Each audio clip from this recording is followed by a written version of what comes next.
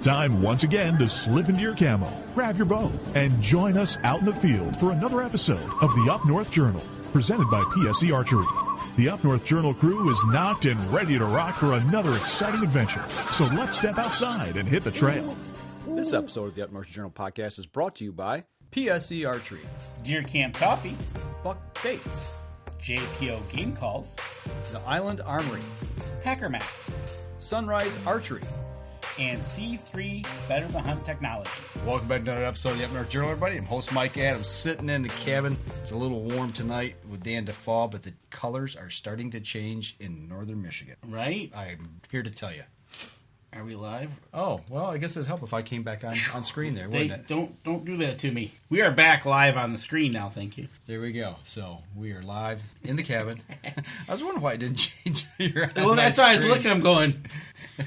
It's been a week. It's been one of those days. It was a holiday weekend. It was a great weekend to be up north. It's great. It was actually great weather. Today feels like Monday to me. Does it? It really does. It feels like a Monday, and it was just like a Monday, actually. So, wow. Exactly. So, man. You know what? As we get to start the show, should we talk about our supporters? Yeah, let's get that out of the way real quick here. Real quick, ladies and gentlemen, we're within 30 days of October 1st, obviously. Youth Weekend is coming up real quick.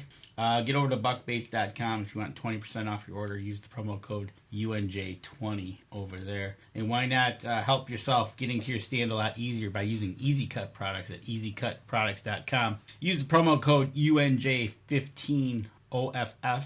You get 15% off your order. If you saw, Mark Coleman gave us a report from the farm this week. What he was doing down there. I think he cut down half the forest. I know, right? If you want $25 off your Packer Max, go over to packermax.com. UNJ25, give Lincoln Roan a call. He'll take care of you. Hey, get over to the Island Armory, folks. Why not buy some guns, ammo? Go check it out. They change daily what they have in stock and what they can get you. UNJ10 gets you 10% off your entire order. If you're thinking about a game call, maybe a squirrel call coming up on the 15th, or maybe a grunt call, give JPOGameCalls.com a look-see and use the promo code UNJ10 for 10% off your order. We would not be amiss if we did not talk about Deer Camp Coffee, which we are drinking... Standard Up North Journal blend tonight. Up North Journal blend. Get over to deercampcoffee.com.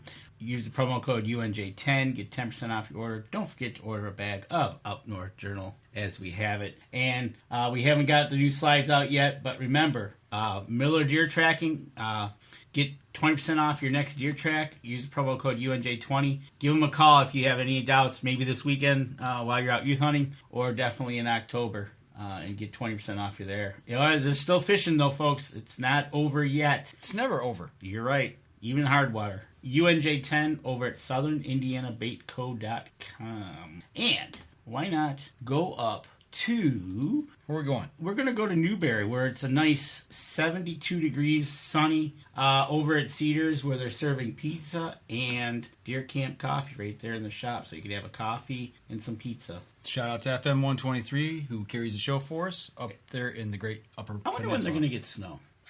Don't say that word, man. You gotta ask it. No. It's going to be here before we know it.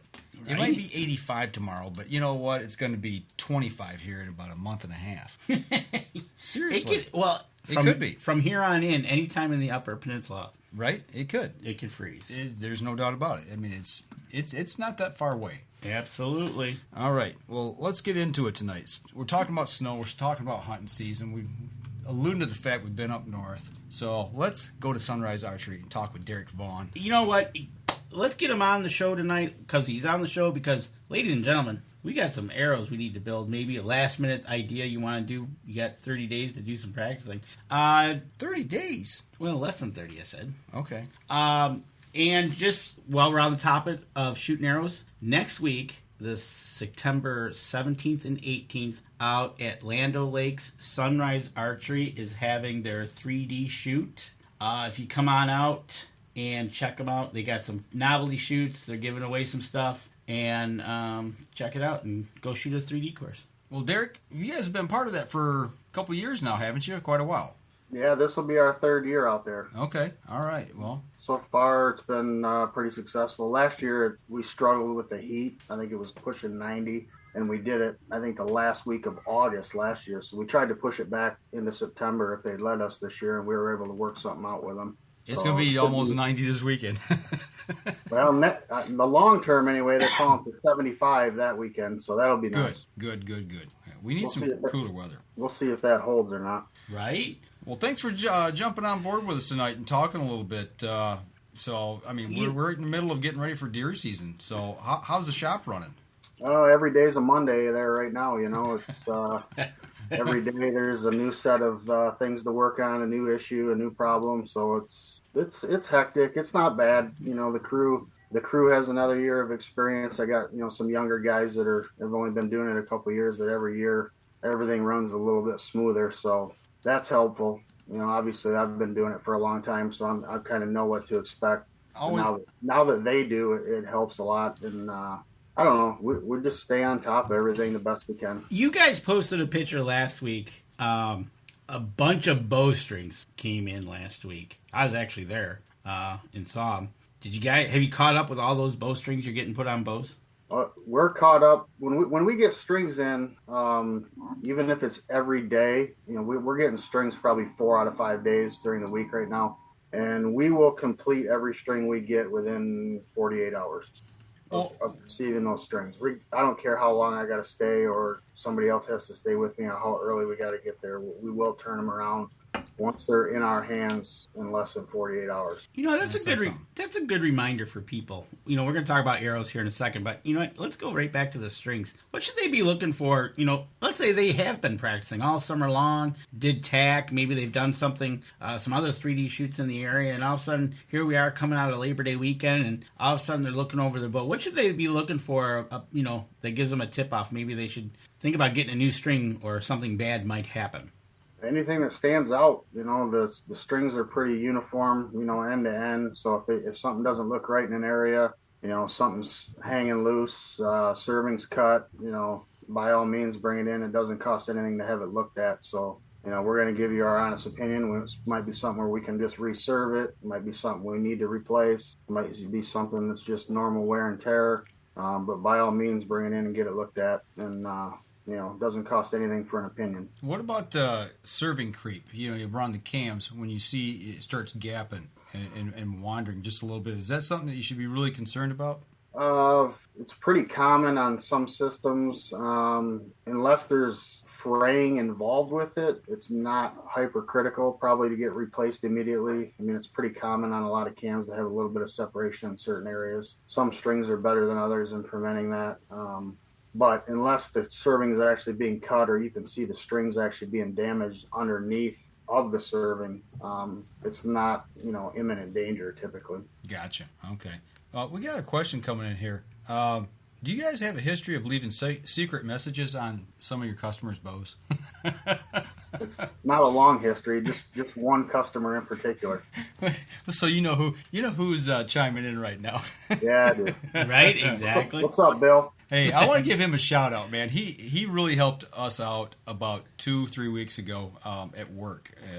We had some gear that kind of come up missing out on the streets, and he was on his bike working downtown, and he helped us get our stuff sorted out. So nice. Tip of the hat to you, Bill. Appreciate the effort. So I gotta be extra nice to Bill because his office is where my daughter's living for college now. So. Okay, so she's got her own personal protection detail. Her own detail. That's nice. You gotta like that. Keep my honor for me. Actually, she ought to be nice to him because he might tell. Right.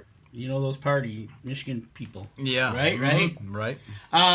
You're right, Billy. Best shop ever. They definitely do a good job over at Sunrise. I've been over there. It seems a lot in the last couple weeks. But let's start it right. We're going to talk. Let's start with the tip of the arrow right down to the nock, and let's talk whitetail in general.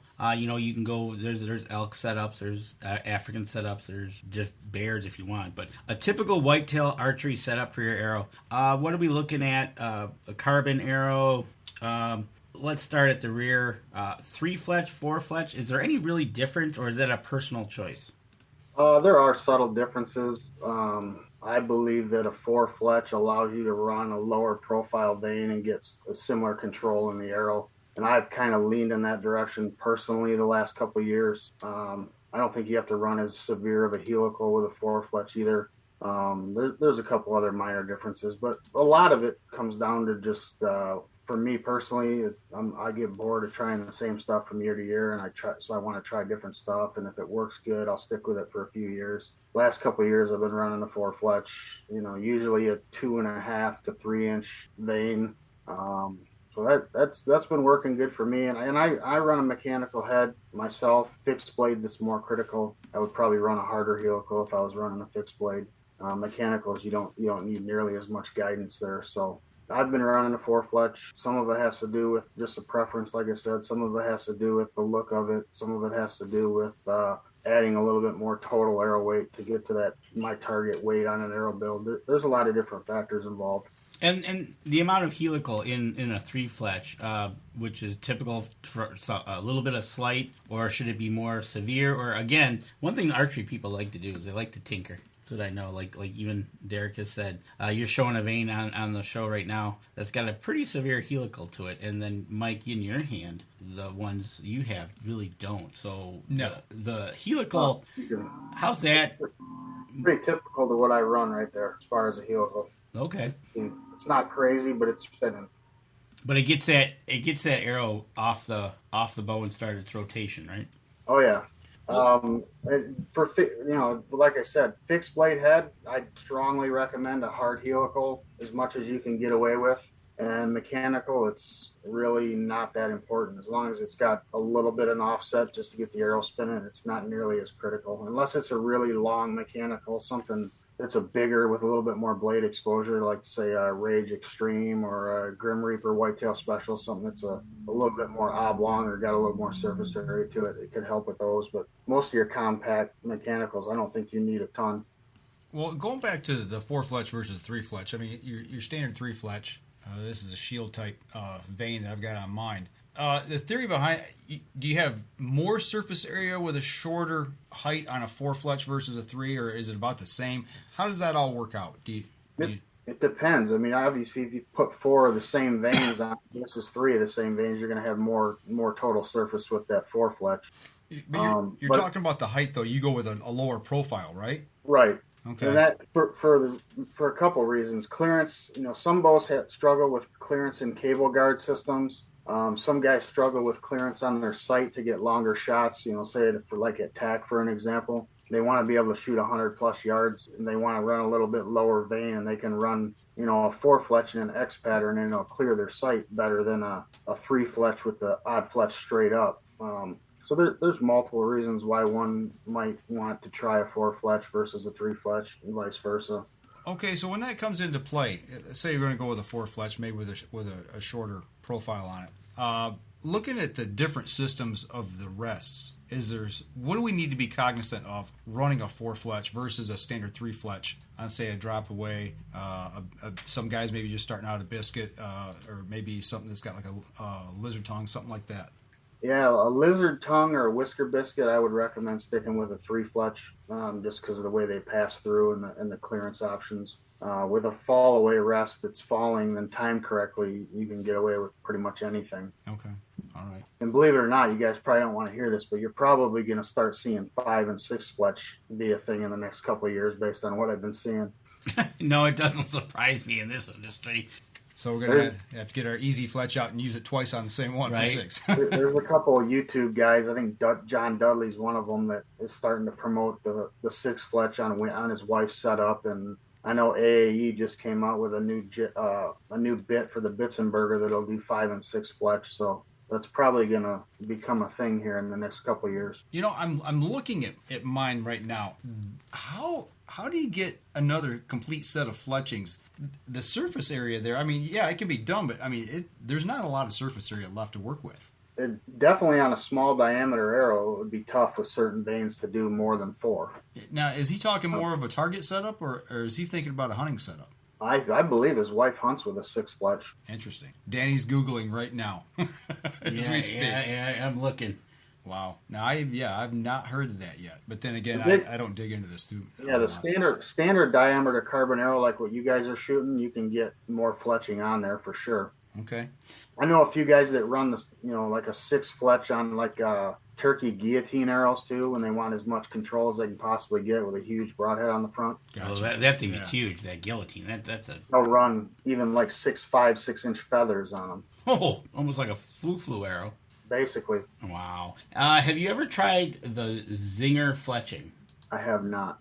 Okay, so I saw them. I think they were at TAC. Is that the one that was up at TAC? Yeah. Leave that up there, Danny. I'm going to throw that up there real quick. So basically... Yeah, and I've seen the fobs. I've seen a couple different variations of that, or slip over type fletching like that. Have you ever used any of those types? No, I haven't. Okay, so yeah, as we show on the screen, I'm at the website right now. It's basically, in this case, it's a 3 fletch. I think there's also 4 fletch as well. You basically are supposedly able to just slide it over the arrow and go from there. I don't know whether you glue it in place or you don't have to glue it in place. I don't know. I know my brother's gonna tinker with these. Eventually, but yeah, I know there's those out there. Like you said, there was the fobs out there. There's just so many variations of it. But go ahead. Somebody else had one a couple of years ago. I think it was called like Blood Vein or something, and you slid it on, and then it had like ports to drop a little bit of glue in there to hold it in place. Right, exactly. And I've never personally tried any of them. You know what? I tried those just tinkering, like you said, and basically you slid it over the arrow. You drop 2 drops of glue into the little port, and to me it was okay. It was easy, and I just went from there. So it is what it is. And I know like they got the other ones where you can the wrap fletchings. The wrap where you basically put them in boiling water. I can see those as like a quick fix if you're out, but. So basically, kind of a good comment by Billy Hoffman. It seems that people who sell fletchings are promoting the 6 fletch, right? So more money. There could be a factor there for sure. Right, exactly. So, all right. So we're at the back of the arrow. We've talked about fletching. The nock. That's another thing that I've seen. Whether you go with a standard nock or maybe you got a different color nock or a lighted nock. Benefit to a lighted nock, I know you've got different colors, you got flashing ones, you got a bunch of different ones. What's your take on something maybe somebody should upgrade and go with a lighted nock? Well, the obvious benefit is to better recognize where you impacted on an animal, especially if you're videoing. It definitely shows up a lot better. You definitely have a lot better idea of where the shot actually hit the animal. Obviously, you're going to be able to recover your arrow a lot better. I've only, I think, shot 1 deer ever with a lighted nock, and that's just purely because they generally fly slightly different for my setup. And I didn't want to buy a full dozen. That year I had a full dozen lighted nocks and shot every arrow all summer with them. And I think that's probably what you really should do, or at least check them in every arrow and see where they impact versus your standard nock, because they fit the string a little bit different in most cases, and they weigh a little bit more pretty much in all cases. So some guys have shot them 40, 50 yards, no difference whatsoever, and then I've had other guys say that they were, at 50, 60 yards, they were 10 inches different. So it can definitely be significant. That's another good point you're bringing up, is whatever you talk about and whatever you decide to do, you got to practice. Make sure you take that setup and get out and shoot and see what that does. Maybe it's poundage. Maybe it is between the 20 and 60 yard mark, whatever you're practicing. There is that huge difference just between a 10 yard, right? But definitely get out there, do some practicing with your entire setup, because you don't want to find out on the shot of a lifetime that, okay, I was wrong. Well, yeah, you better know before that. You better have done your practice and due diligence just for the animal's sake. Yeah, if I was filming hunts, I would absolutely use them. I mean, I think it's a huge, visual for somebody watching a hunt to be able to see that arrow flying. Absolutely. I think that you're right there, because last year when Gabby shot hers when I was with her, it would have been on video, it would have been awesome. And it just, you saw the whole entire flight of the arrow and where she hit the doe, and we knew exactly, and get out there. But have you seen a preference in any of the colors? I think a lot of that's personal preference. I think in darker conditions, like if you're low light, I think the solid colors, I prefer green. Just like on my sights, I see the green fiber optics on the sight better than the red in low light. So I would probably run a green or even blue lighted nock if it were me. But I've noticed in broad daylight, I've played around with some of the strobing ones, and they tend to catch your eye a little bit better in the bright sun than just solid light. Huh. You're right there. I use the strobing one, and really, truthfully, once you see it in the ground, you can pick it up a lot better. When I was looking for the arrow, it was a lot. I wasn't just looking for a color. It was like, it grabbed my attention. That's why I found it real quick. Gotcha. Makes sense. Any questions come in? Yeah. So you talked about the nock, whether it be a regular nock or a lighted nock being a little different. Do you mess with string serving width, or do you just do the standard what you do on strings and just go from there? I have had nocks that didn't fit the way I like them to fit. So in that case, rather than mess with the serving, I would probably just switch to a different nock that fit it better. And now if they were all off or all loose, I would probably have it reserved. But if it was just a case where one particular nock wasn't fitting well, I would probably just switch to a different nock that fit that same arrow. You know, we got a good lesson from Dan Yassa, one of the first times we shot with him. Mm-hmm. And he said, give me your arrow. You know, so I handed him the arrow I was shooting, one of the arrows. And he was putting it on string, pulling it off, putting it on, pulling off. And he was listening and could tell that my serving was just a touch too much, you know, for the nock to come off clean and effortlessly. But also not so loose that it falls off. I mean, there's that sweet spot. But got a good lesson in that day. You know, he was talking about and that was how much speed you'd lose. Exactly, and that little bit of tension. As a target shooter, especially. Right, exactly. So, but that's just, you know, like you said, it's easier to go get a different type of nock and change that out instead of having to mess with the serving or getting it done, especially it's so close to the season here. And I know that's pretty vital coming off the string as well. How tight it fits in between the loop too, you know, vertically, not just snapping on the serving can play a big role in the difference between a lighted nock and a regular nock, or even one nock to another.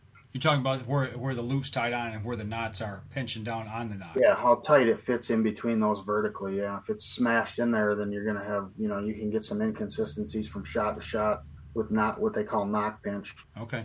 Yep. Some good things to look at. Absolutely. These are all little vital things that we're talking about, whether it be on the fletching or on the nock, or basically on your bow as well, whether it be the string itself or the serving. So we're at the back of the arrow, and I think we need to start marching towards the front. So we're going to come up on our first break. And remember, folks, keep those questions coming in, and we'll be back after this break. PSE Archery has reinvented the way you buy bows. From now on, you can make the most educated decision possible by basing your bow choice specifically on your shooting needs and goals. All you need to do is ask yourself, what kind of shooter am I? What do I want to achieve? PSE will help find the right category for you. So, what kind of shooter are you? Find out at psearchery.com.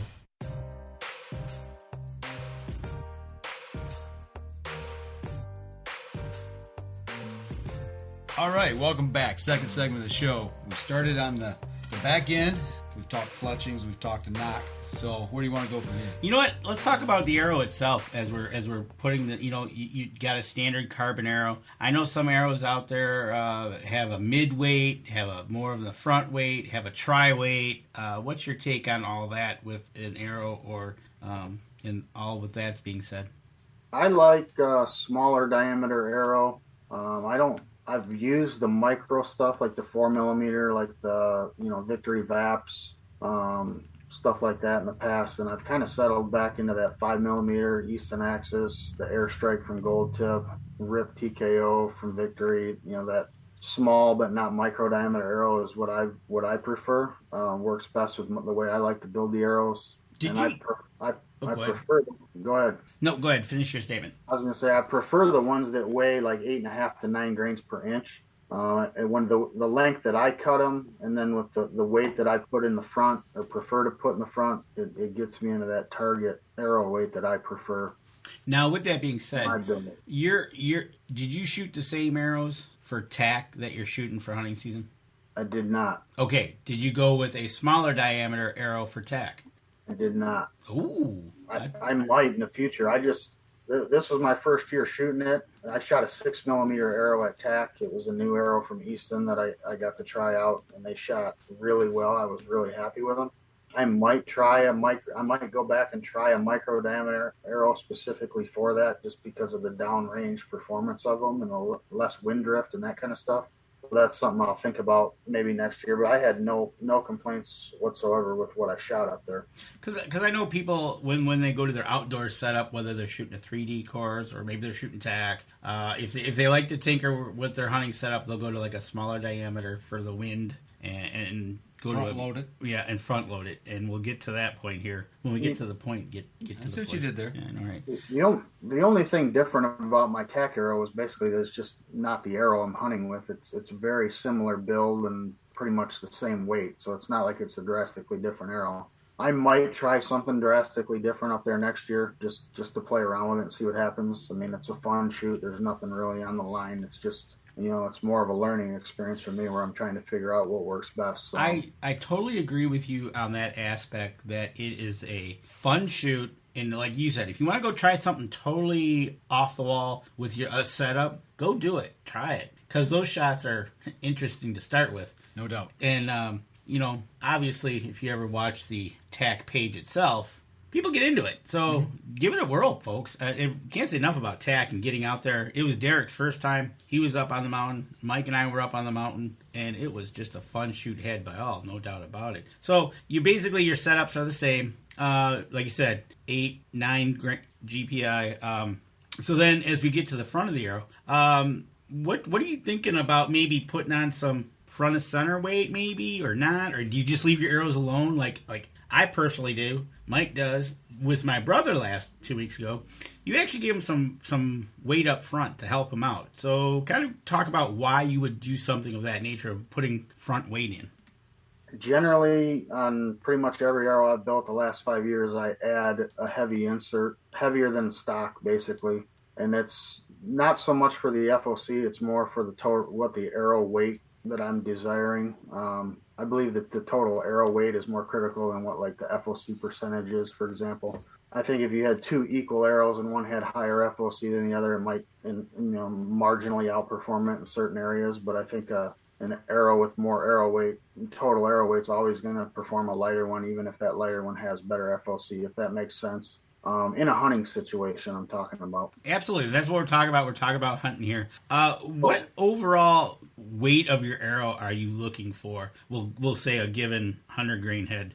Yeah, I always shoot. I stick with a 100 grain head, and I always get my added weight through the insert. You could go the other way about it. It just makes it harder to find broadheads. And you could run a standard insert and then run a 150 grain head, for example, and get similar results. But my target arrow weight for hunting is usually right about 475 grains. And I will, depending on the arrow, if it's 460, if it's 490, that's kind of my margin for error. I'll go 15 below or 15 higher. And I don't vary much from that on a hunting arrow. When you're looking at building something like this, a heavy arrow versus one that's got more FOC, what's the cost that goes on? I mean, is it astronomical? I mean, are you putting a lot of money in it for these target arrows, building them front heavy versus just a heavier arrow for hunting? Some arrow, I mean, the arrows still are the biggest cost of all of it. Some shafts are, $200 to $250 a dozen. Some of them are $80 a dozen. So the shaft is still the biggest influence in that. Some of the inserts that I run, they might cost anywhere from $30 to $50 additional to add, say a 75 grain insert to the front rather than like a 20 grain insert that's a manufacturer provided. So you might add another, $30 to $50 on the cost, to get more total weight and a little more FOC. Okay, I've never built an arrow like that, so I had no idea. Well, that's the thing, right? He's explaining what you need to do to get into, like he said, his comfort zone, and getting there. It's a little bit extra money, but maybe it's that little bit extra that you just takes you over the top for what you shoot, right? And when you talk about that. What's an average? 20 grains, 50 grains, 75? Typically, somebody's adding how much? Most of my arrows are 50 to 60 grains above stock. If you just ran a stock insert on that same arrow, I'd be 50 or 60 grains lighter. Okay. So, Easton has a half-out insert that's 75 grains rather than a hidden insert that weighs like 18 that's stock. Gold tip stock inserts around 20, and I think the stainless steel that I run are 72. So I'm adding, say 60 grains to the front of that arrow, and just to get that target arrow weight. Oh, actually, Charles just come up with something there. We were just talking about this. We were just talking about this before the show tonight. to answer your question, Charles, yes, and I'll put the question to Derek here. A lot of people have started following the Hunting Public, Ranch Fairy, and Dr. Ashby. Are you finding people coming into your shop wanting heavier setups? Yes, but it's on the decline. 2 years ago, it was crazy. I mean, we couldn't build arrows heavy enough, and I've already noticed a lot of those guys going back down. They're not going all the way back down to stock, but they're going back down. They're dropping a couple hundred grains off of the 700 grain arrows they were trying to build just because they can't get any distance out of that setup, and there's just no trajectory to them. And that's an important factor when you talk about if you're going to shoot a 600, 700 grain arrow. What distance are you going to be shooting out to? If you're shooting 20, and I know the episode I saw on the Hunting Public, they well over 95% of their shots are within 20 yards. Mm-hmm. So, well, we talked to Denny Steiner, who's actually out in Africa hunting right now with his bow, and he talked to us at ATA that year about heavy arrow, setting up for a heavy arrow and setting up for a lighter arrow, depending on what animal he's targeting, because their distances are 20 yards really realistically and under. And he would run a sight set up on his bow for a heavy arrow, and then he had another sight he had set up for his lighter arrow. So he just swapped the sight with the arrows and then fine tune again. I mean, if you're a guy that shoots 20, 30 yards, period, and never going to shoot beyond that, no matter the circumstances, by all means, shoot a super heavy arrow. I mean, you're definitely going to hit harder. You're definitely going to get better penetration. There's no question about it. There's no debating it. But when you start reaching out, any further, your trajectory is you better be absolutely spot on with your yardage, or you're gonna be in trouble. And Charles Bynum did say that he did the same thing. He backed off some, so he kind of learned his lesson. And truthfully, like you just said, what are you shooting? What's your max shooting? Go from there. I mean, some setups can handle it. There's guys shooting 31-inch draw with 80-pound bows that can shoot a 600 grain arrow and still get 260, 270, 280 out of it. And by all means, I mean, that's not far off from the speeds I'm shooting. So you can do that. But, your guy that's shooting a 27, 28-inch draw, 60 pounds and wanted to shoot a 700 grain arrow, and we saw a lot of that the last couple of years. I mean, they're shooting 180, 190 feet per second, and their trajectory is just, a nice arc. There you go. Right? Yep. Yeah, people with our draw length, Danny, it's not happening. You start looking at all this stuff that's out there, and then it gets a fad. And then all of a sudden, like Derek sees it, here comes a rush of people saying, "Oh, I got to be shooting a 600 grain arrow, because X, Y, Z." And then all of a sudden they look at it and go, "Wow, how come I can't shoot past 40 yards?" Mm-hmm. Or my pin gap is, double. Yeah, top of the housing, bottom of the housing. Right, exactly. So, you got to always take everything with a grain of salt. You got to shoot what's best for you. Yep. Like Derek said, he, as much as he shoots and deer hunts and everything, he's still tinkering. Fletch, his arrows, and you got to do that to find out what's best for Derek, what's best for Mike, what's best for me. And like Charles says, he's too old to pull 80 pounds, so am I. Yeah, I didn't I'm know too old to pull there. 70. Right? So that's the thing. I mean, I'll build somebody any arrow they want. They want an 800 grain arrow, I'll make it. They want a 300 grain arrow, I'll make that. I mean, I don't care what somebody shoots if they're confident in it and they like it and that's what they prefer. For me, that setup of that 475 grain arrow, and say 280 feet a second for deer has been, devastating. I've had really good luck with it. And for me, I can't see, straying off of that too much unless something drastically changes with bows where all of a sudden you can get more speed out of a heavier arrow or something like that. So that's just, just from results in the field, with me behind the bow, it's worked really well. Well, and that's what it takes. You got to be confident in your setup and what works for you. Exactly, because if it's the operator that has a lot to involve with. You can put all this stuff in your hands and all the latest and greatest gadgets and whatnot, but basically it comes down to practice and more practice and more practice, knowing what you're shooting. And if you don't know, reach out to Sunrise and ask Derek. Say, hey, I got an idea in my head, and what about this? And he'll give you your honest opinion. That's one thing nice about over there is getting their honest opinion. Well, my opinion right now is we need to take another break. Well, let's do that. So we're going to step outside, take our second break, and we'll be right back after this. PSE Archery has always dominated the speed category. Now, the most revolutionary cam system ever to hit the market, has perfected the shooting experience. Introducing PSE's Evolve Cam System, featuring extremely high let-off capabilities and the smoothest draw cycle in history. No other cam system has ever delivered this level of total comfort and total control.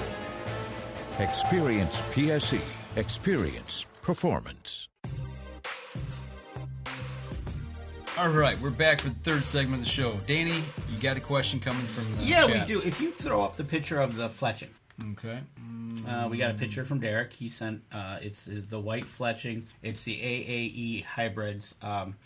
I know that you put the Fletching on, but you have an arrow wrap on there that just happens to be a Sunrise arrow wrap, I do believe, which you can get at Sunrise Archery if you want to wrap your arrows. So, question is, does an arrow wrap or something of that nature paint? What brand and type of paint do you use to crest your arrows is the actual question, but does all that add into the play and effect of the arrow?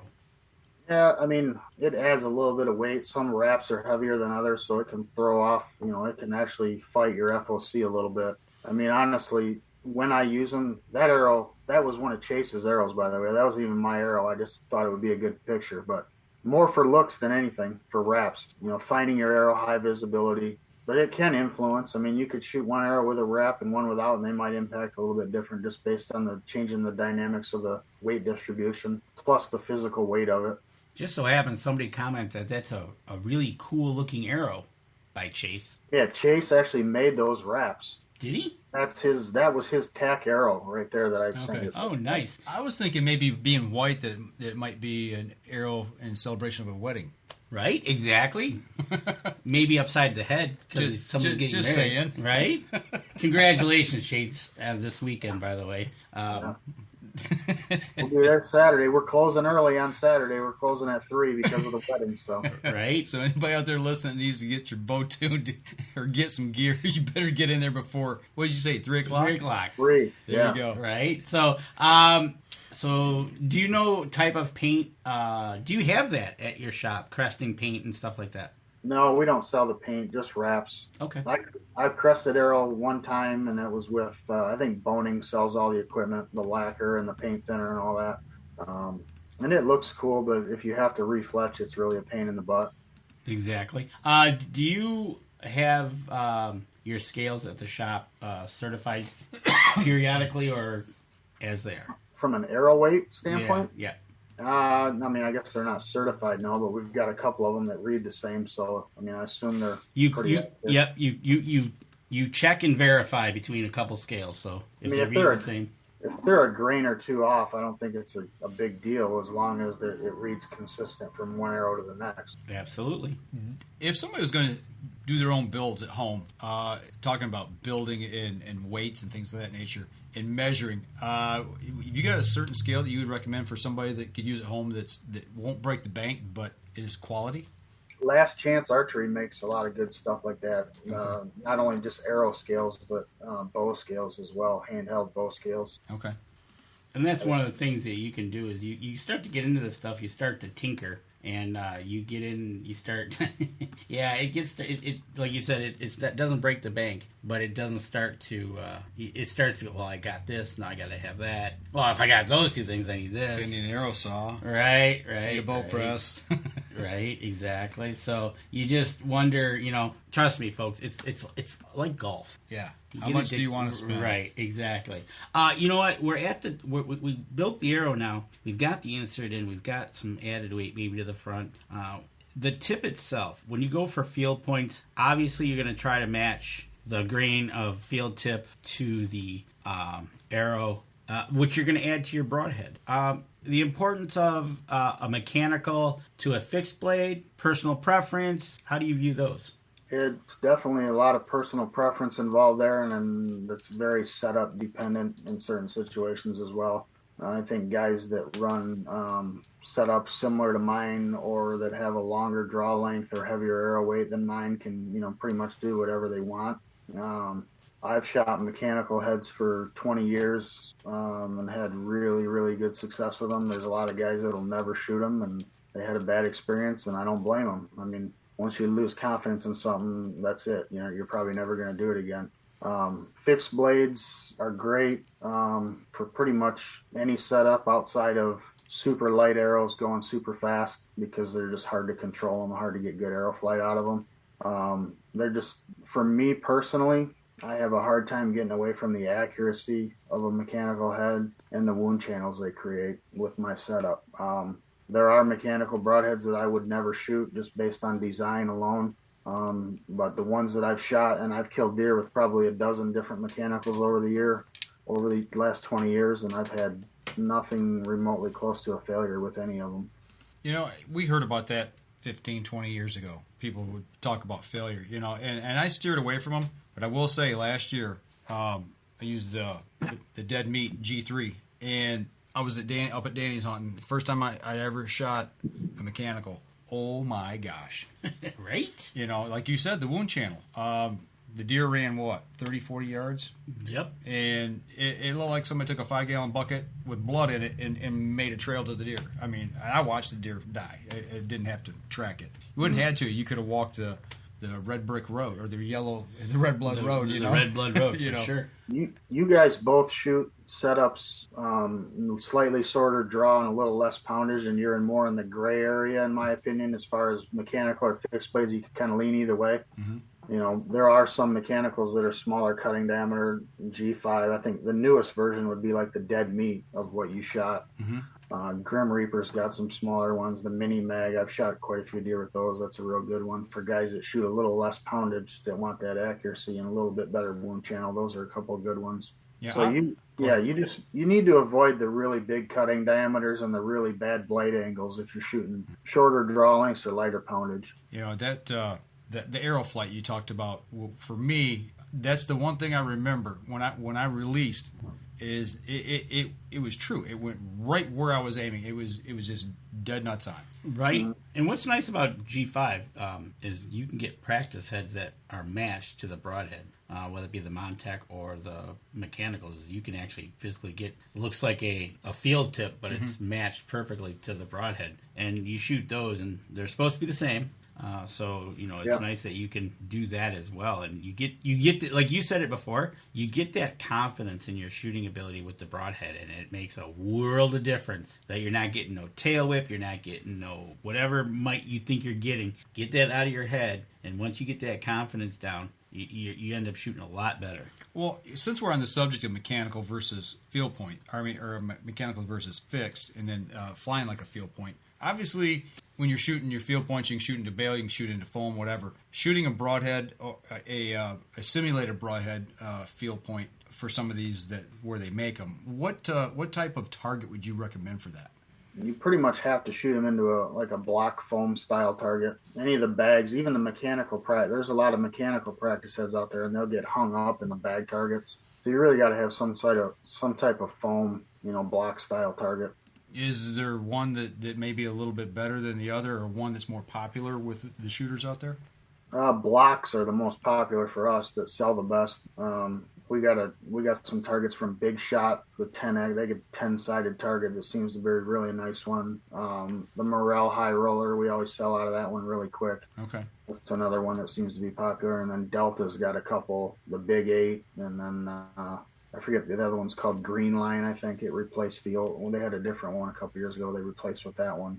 All of those seem to work pretty good. The High Roller is the dice looking one, right? Yes, that's the one I brought up to TAC. We kind of threw it out there, and we were all shooting at. Gotcha. Yeah, that's the High Roller one. That one we always sell out really quick. It's a great. You know what? It's a great target. I tell you what. It's compact. It's light enough. It's got a handle on it. You just kind of walk it out there wherever you want. You throw it, and it kind of rolls. And then we just had fun trying to shoot around it. With kind of makes it nice. And if somebody shoots before the other person spins it or rolls it, the next person misses. Right. Depending if you're shooting at the dot on the edge versus or the top. What going back to the mechanical broadheads, do you find that it's a one and done situation typically when you shoot an animal because of the thinness of the blades? Like Mark Coleman said here that he used a mechanical to kill a turkey at just over 20 yards. It was a Knapp Spitfire and it bent the blades. Yeah, if I shoot an animal with a mechanical, even regardless of what it looks like, I'm done with it. I retire it. And I'm okay with that. If I burn a broadhead on a deer, that's fine with me. Right? That's a good thing. I agree with you there. That's a good thing. I don't. Yeah, obviously some of the fixed blades you can use over and over again, and I'm sure some of the mechanicals you can too. Well, the fixed blades though, after shooting them, you should resharpen them, right? Oh yeah. Yeah, we see a lot of customers that come in, their quiver's in their case, and you look in the quiver and they got fixed blade heads in there, and every one of them's got dirt, or you can see it's been shot into the target. It's got the little, the film from the foam targets on them and stuff, and I always cringe. They're going into the field, at a disadvantage shooting dull broadheads, in my opinion. Matter of fact, the broadhead Mike's got here is pretty dull. He was handling it, and I'm like, "What are you doing?" He goes, "Yeah, it's pretty dull." It's super critical that your broadhead's sharp, regardless whether it's a fixed blade or a mechanical. Exactly. And a question out there is Travis Monroe wants to know, in your opinion, let's see, 27.5 draw, 70 pounds, a 400 grain arrow, running Schwackers. What's your opinion? It's going to get the job done. I would prefer a slightly heavier arrow for me personally, but 400 at one time was kind of a moderate weight arrow. Now it's considered light, so that's an arrow. What bow is it? Is it a newer bow or? Let's see if he comes back. I don't know if he's on here or not. Yeah, let's see if he comes back and tells us what type of bow he's shooting it out of. It's a newer bow versus an older bow. That can be quite a significance in energy. Right. Okay. We just got done shooting all our arrows. Should we check arrows? Give them maybe a little bend test? Should we go through them looking for cracks or anything like that? Well, if you're banging arrows together, group shooting, I would definitely flex them periodically and check them. As far as like my hunting arrows, I spin them all. Even with the mechanical heads, I want them spinning true. I don't want the point of that broadhead wobbling at all. If it does, I'll switch it to the next arrow or switch out the broadhead altogether if I can't get it to spin good. Travis is shooting the TRX 34. Okay. He should be fine. Like I said, I would prefer adding, 40 to 50 grains to that arrow myself. But that arrow is not like crazy light by any means. The Schwacker's 2-inch, but it's a 2-blade. I assume he's shooting the 2-inch 2-blade. They do make a few others, but that's by far the more popular. So 2-inch sounds like a lot, but when it's only 2 blades, it's not nearly as big as it sounds, when you compare it to some of the 2-inch 3 or 4 blades out there. Mark Coleman says he needs new mechanicals. What's your recommendations? My go-to mechanical head the last couple of years is a Grim Reaper Mini Mag. There you go, Mark Coleman. I know we've shot G5. I haven't had any problems with those. You didn't have any problems with them last year. Neither has Gabby. Yeah, so the Dead Meat's one that I like too, and I shot the predecessor to that. I think what Mike was talking about, the T3. Mm-hmm. Yep. I've shot quite a few deer with those and had really good luck with them. The thing about those is, for guys that are afraid that they're not going to open, is they have exposed cutting surfaces. Even if they, something happened and for whatever reason they didn't open, you're still getting exposed cutting surfaces going through that deer, and obviously not ideal situation, but you put a good shot on a deer, it's still going to kill it. Yeah, you put it through the heart. Yeah, right. It's going to die. Comment from Charles Byron. Charles Byron's from Iowa. He's one of those Iowa kind of guys. He believes in fixed blades more than mechanical, but he's actually lost more deer with fixed than he has mechanicals. Might be just dumb luck, but probably his accuracy. It could be. I mean, if they're not flying good, it could be shot placement. And that's part of the reason I like the mechanicals. It could be just a coincidence. There's a lot of variables when it comes to recovering a deer. Did a fat plug the hole on one deer and not the next? You might have a great blood trail with the exact same shot on one deer, and the next one you shoot the same spot, you got no blood at all. So there's a lot of variables with fixed or mechanicals. Oh, we're talking just about the arrow build, right? So between that, the bow, the sight, your release, conditions, there's a lot of variables that go. Wind, learn that at TAC, how to read the wind. One of the things we learned. But you sit there. So you got your arrow. You go get some practice in, folks. Like I said, fixed blades. Make sure you resharpen them. The mechanicals, agreed. You're gonna use them once on a deer. The blade should be pretty messed up, but that's okay because you probably shot a deer with it. That's a good thing, right? So now we got the arrows built. Anything else you want to talk about anywhere on the arrow that we haven't talked about? I think we pretty well covered it. If you were to shoot a fixed blade, what would you pick? Which one? Yep. Well, my wife shoots the Grim Reaper Hades, the Hades Pro, and I've been really impressed with those. She only shoots about 45 pounds, 27.5-inch draw, and she's killed 2 bucks the last 2 years. One was a 4.5-year-old, one was a 3.5-year-old. Pass-throughs on both of them with that head. Really good blood trails. So that's one I like a lot. There's a lot of good ones. Slick Tricks, G5 Striker V2s, the Montec M3 from G5, the Q80 Exodus. We sell a ton of those. Those seem to be a really tough head. A little bit bigger cutting diameter on that head, but a really strong head that a lot of guys have a lot of success with. Speaking of that, you talked about your wife shooting 40 pounds. Do you play around with her arrows with adding weight to the front of her arrows to help her out at 40 pounds? I basically build her arrows exactly like mine, but with a lighter starting weight, because it's a lighter spine. So her arrows, I'm still running the same like 75 grain insert, 100 grain head, similar vein setup. They usually end up weighing about right around 400 grains. Okay. So there you go, folks. We've talked about arrow from tail to nose to tail. And if you want to get something done, you're in the area, give Sunrise Archery a call. Go to their website, check out the brands they got there, the products. Obviously, Derek's going to be there from now until October 1st. He's never leaving. He's sleeping there probably. He's probably just home today so he can get his equipment to go back and have a sleepover. Work tonight. Right? So get over to sunrisearchery.com. Check them out on Facebook. Check them out on the web. So we're going to go into our last break. We'll come back. We're going to make it a little bit more fun. We're going to look at some pictures of deer he's got on camera and kind of see what his menu is he's cruising for the upcoming hunt. All right. We're going to step outside. We'll be right back after this.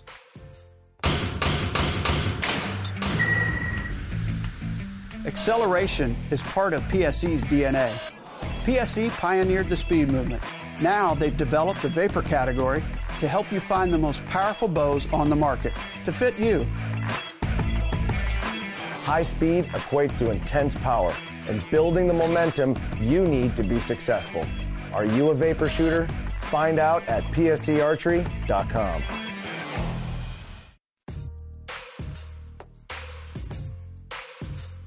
All right, fourth segment. And before we jump into this segment, we want to wish an early happy birthday to Derek. Somebody let the cat out of the bag on you. We won't ask you how old, but happy birthday to you early. Thank you. Appreciate that. We do have I wonder what he's getting for his birthday. Here's a gift certificate for archery equipment. There you go. Anyways, let's see. Question, here we go. When you're buying arrows, should you buy them by the dozen? Should you buy them by the half dozen? Does it matter? What do you think there?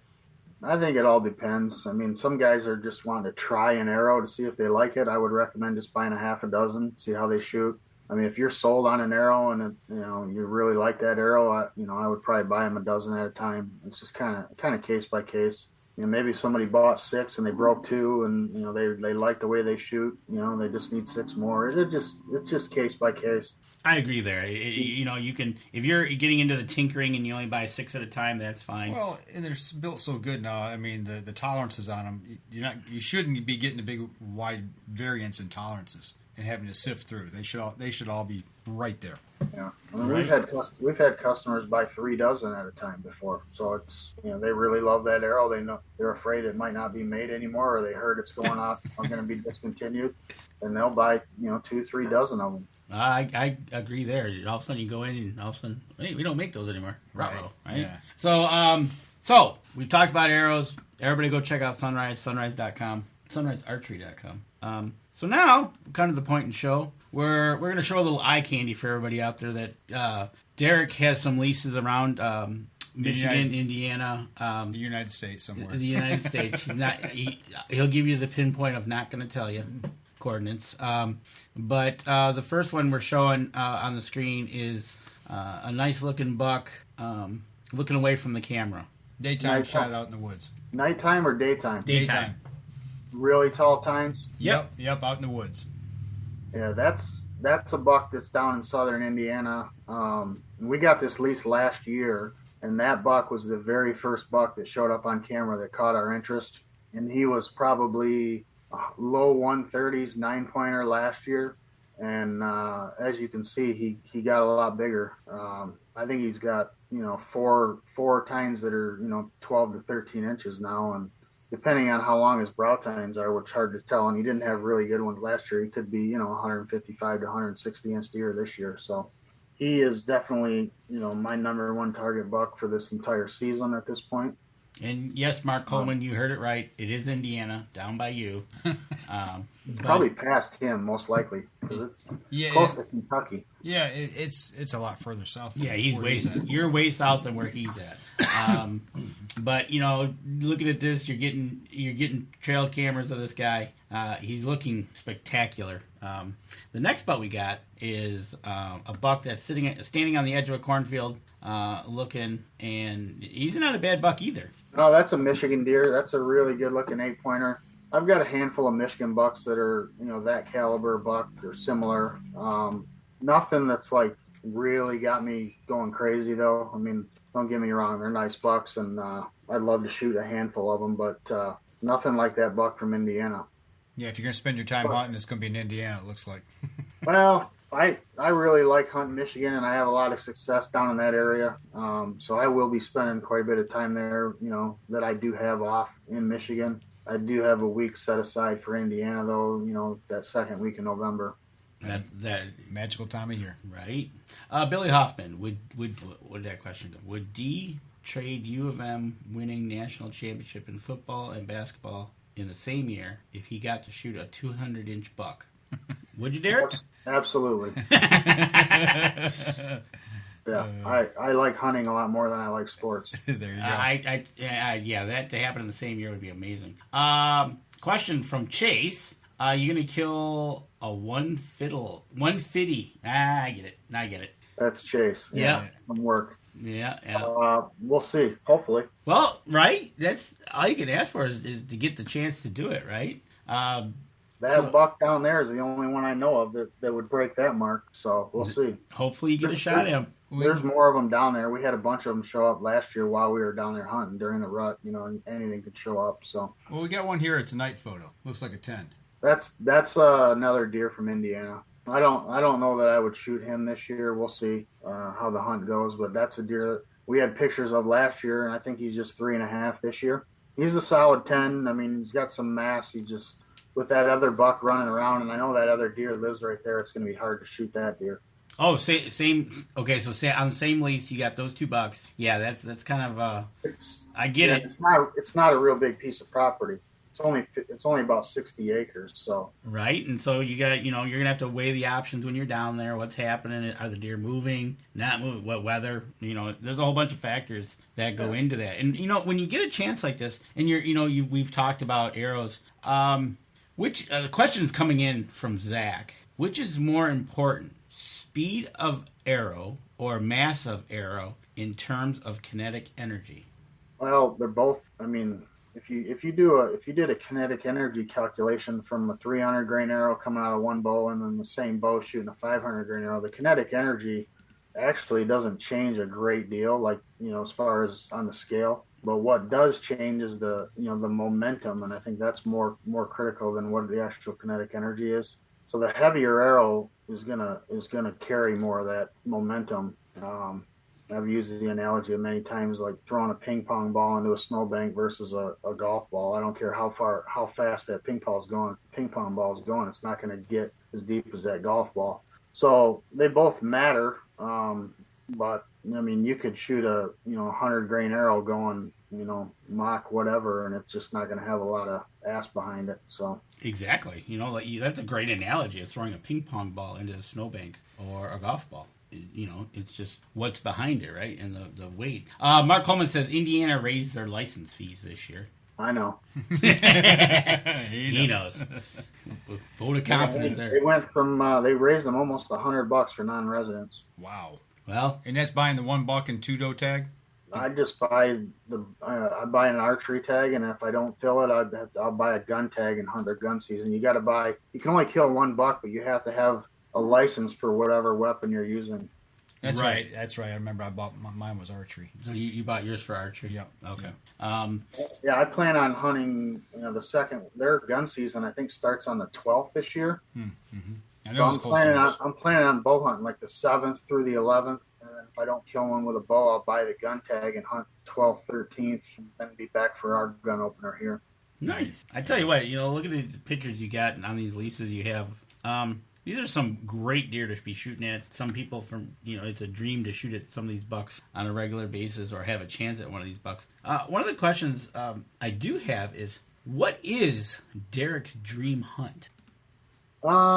That's a tough call. I mean, there's a lot of animals I'd like to shoot. I love to do an elk hunt. I love to do a moose hunt. Those are way up there. But deep down, I'm a whitetail guy, and I think the Iowa bow hunt for me is kind of what I've been looking forward to, and I'm hopefully going to be able to do in 2 years. So that's kind of where I'm at with it. After that, it would probably be elk with a bow. There you go. And I know elk season going on right now. Here in Michigan, kind of around the country, they've got elk season. Randy Stoppenhagen, I know he's up at elk camp. I haven't seen anything he posted how they're doing. He was up this weekend, right? Yep. Mark Coleman says the bundle is like $550 for non-residents down in Indiana. Yeah, that's what I. Yeah, it used to be $295, and then the tags were $150, so it made sense to buy the bundle because it was cheaper than 2 tags. And now they got the bundle so high that it's more expensive for the bundle than it is for 2 tags. So I don't see why anybody would buy the bundle unless they're planning on hunting with a bow, a gun, and a muzzleloader or something like that. But okay, well, you're only allowed $1, right? So, $1. Yep. Like you said, you're going to go in there with an archery tag. Do you fill it? Well, if you fill it, you're done. If you don't, then they said, "Hey, I'll go run into town, buy the gun license." Yep. Yeah, I think it's $240 now. So I mean, you can get 2 tags for $480 or buy a bundle for $5 something. It doesn't make any sense to me. Right. I'll just be buying a bow hopefully, and if I don't get one with that, I'll get the gun tag. There you go. And that's the thing. I know, like Mark Coleman talked about them raising their prices. I know when Michigan raises their prices, it's another interesting concept here in Michigan. That it's the end of times, right? But Michigan's still one of the cheapest places to hunt. They are. They're one of the cheapest places. Depending on where you're at, you got some great bucks to look at. I just love getting out there myself, whether I'm in the UP, your place, or wherever we might be hunting. But just getting out in the woods and kind of connecting with nature and figuring out how it is, and wondering if Derek's going to get that buck that he showed me on camera. There you go. So a 150. A 150. So, like you said, we're getting into that time. Folks, we talked about arrows head to toe tonight. Get into your local archery shop. If you're close here in Michigan, get into Sunrise. Go see Derek. Work on those. Get out there, get some practice in. I'll be in my final tune-up phase here next couple days. We'll go from there, hopefully. I'm hoping to be up for the first weekend. Hopefully, if it works out, I'll be up there. Maybe get an early buck. You going up on the first? I think I am. That's kind of my plan right now. I think I'm going to sneak up Friday, come back Monday, hunt 1 and 2. Derek, you're going to be out there opening day? Yes. I thought he was going to be in the shop. No, I'm pretty much working every day until then, but I'm taking the opener off. It sounds like Chase is going to be in the shop because he's got this weekend. I'd stick him in the. Hey, you're getting in the shop. He'll be working for the whole month of October and November. Yeah, three guys that hunt local that can hunt regardless of working before or after hours because our hours are shorter then. Yeah. So they'll still be able to get in the woods, and then the 2 of us that hunt, a little bit of distance away, we're taking the day off. So don't blame you. Absolutely. I thought that was the most fair way to do that. Yeah, the boss running the shop gets to take that time off. I think that's fair. That's what the boss does. That's right. You set the rules. And don't worry about anybody in the area. The construction doesn't affect them. You can get around the barricades. Don't worry about it. That's right. So, all right, folks. Well, you just get out there, shoot. Do the animals justice. Get out there and practice. And like Danny said, if you're in the area, stop over at Sunrise. Get your gear over there and get tuned up. Derek, thanks for taking an hour or so out of your time tonight to talk with us about arrow builds. Chase is already crying. Derek won't let me hunt this year. Yeah. I bet somebody will be posting a picture here real soon. Right. So, like we said, folks, get over to sunrisearchery.com. Check them out. If you got any questions, just give Derek a call. He'll take the time out to talk with you and help you out if you got a question. That's one thing nice about the phone. Give him a shout. That's right. All right, folks, that's going to do it for us this week. Next week, we've got Randy Stoppenhagen on from C3 Mitts. So we're going to talk Idaho. about C3 Mitts, Better the Hunt Technologies, better known as, and I'm pretty sure he's going to have an elk story, good, bad, or indifferent. Hopefully he's got some elk meat in the freezer when we talk to him. So once again, Derek, happy birthday early. Enjoy, and hang on. We'll talk right here, right after the show. So for those of you listening on the podcast, make sure you go over, if you're listening on iTunes, give us a review over there. That helps us and helps the people who support us. And for those of you here that are listening or watching the live stream, give us a like, follow, and share the show if you would, please. Go over and do the same over at Sunrise Archery's website or Facebook page and give them a like, follow, and share as well. Absolutely. And then, like we always do, we go live on Wednesdays. Around the weekend, you'll see it live. Well, not live, but you'll see the rebroadcast on YouTube. If you're over on YouTube watching this, do us a favor, subscribe. It helps us out, and it helps us, get the word out about Up North Journal. And share the show as well. Share the show, and we will see you guys next week with C3 Mitts. That'll do it for us this week. We'll see you all again next week. If you're all out in the woods, shoot straight and be safe. This episode was brought to you by PSC Archery, Deer Camp Coffee, Buck Baits, JPO Game Calls, The Island Armory, Hacker Max, Sunrise Archery, and C3 Better the Hunt Technology. Thanks for listening, and join us again here next week. Until then, remember, as we always like to say, if you're out on the water or in the woods, shoot straight and be safe. Until next week on the Up North Journal.